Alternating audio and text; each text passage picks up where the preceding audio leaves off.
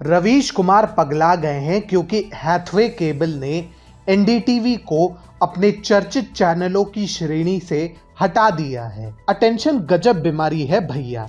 इसे पाने के लिए लोग किसी भी हद तक जा सकते हैं, चाहे वो इसके योग्य हो या नहीं। किसी समय यूपीए सरकार के तारनहार माने जाने वाले एनडीटीवी की प्रासंगिकता अब लगभग खत्म हो चुकी है। सरकार तो छोड़िए, जनता में भी कोई उन्हें पानी तक नहीं पूछता।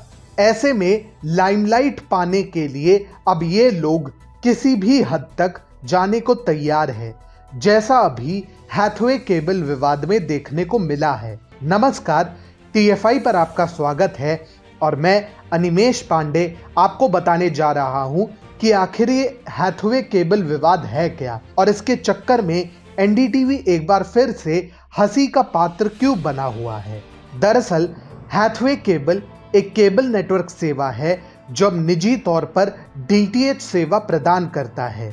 इसी के अंतर्गत कई सब्सक्रिप्शन पैक यूजर को प्रदान किए जाते हैं, जिनमें से एनडीटीवी को कुछ पैक्स में से हटा दिया गया था। इसके पीछे एनडीटीवी ने ऐसी हाय तौबा मचाई मानो उनका अस्तित्व ही खतरे में आ गया हो। इसी विषय पर एनडीटीवी की शान प्रोपेगेंडावादियों की जान माने जाने वाले पत्रकार रवीश कुमार ने प्राइम टाइम पर एक विशेष वीडियो किया, जिसका एक अंश एनडीटीवी ने अपने ट्विटर अकाउंट पर अपलोड किया। इस वीडियो में रवीश कुमार कहते हैं, एक साजिश के अंतर्गत हमारे चैनल को हैथवे केबल ने हटाया है ताकि हमारी आवाज लोगों तक ना पहुंच सके। एनडीटीवी अपने प्रोग्राम को बड़ी मुश्किल से तैयार करता है, पर अब लोगों को उनके प्रोग्राम देखने से वंचित किया जा रहा है। अब मैं आपसे एक बात कहना चाहता हूं। हैथवे केबल ने अपने पॉपुलर पैक से एनडीटीवी इंडिया को हटा दिया है।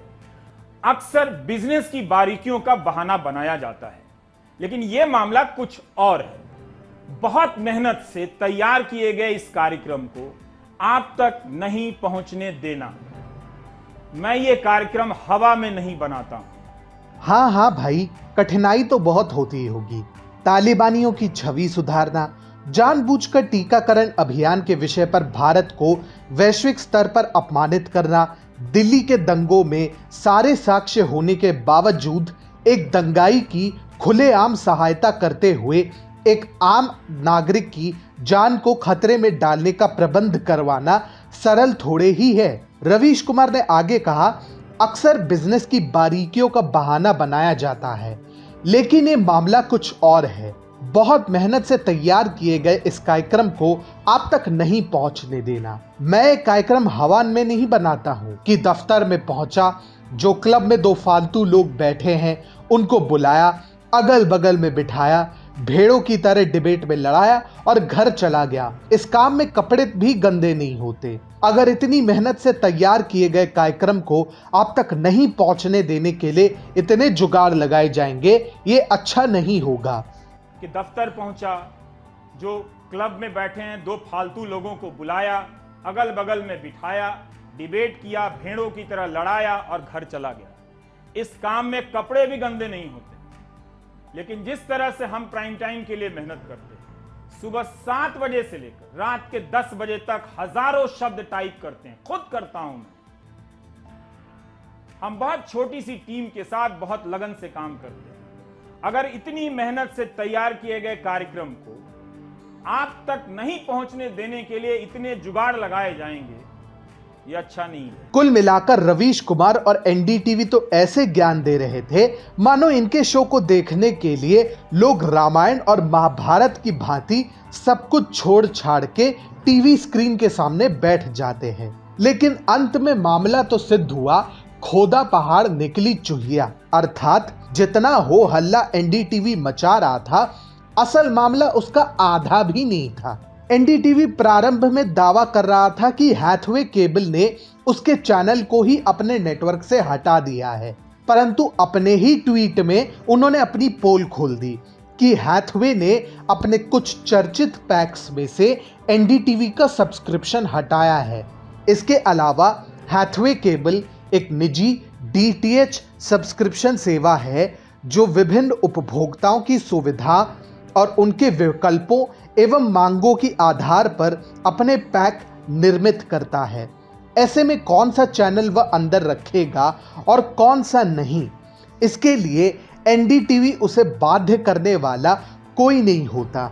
ऐसे में इस विषय पर राय का पहाड़ बनाने वाले एनडीटीवी की जमकर सोशल मीडिया पर खिंचाई की गई। एक यूजर ने हैथवे को इस निर्णय के लिए स्पष्ट आभार प्रकट किया और कहा, आपके लिए इतना तो बनता है।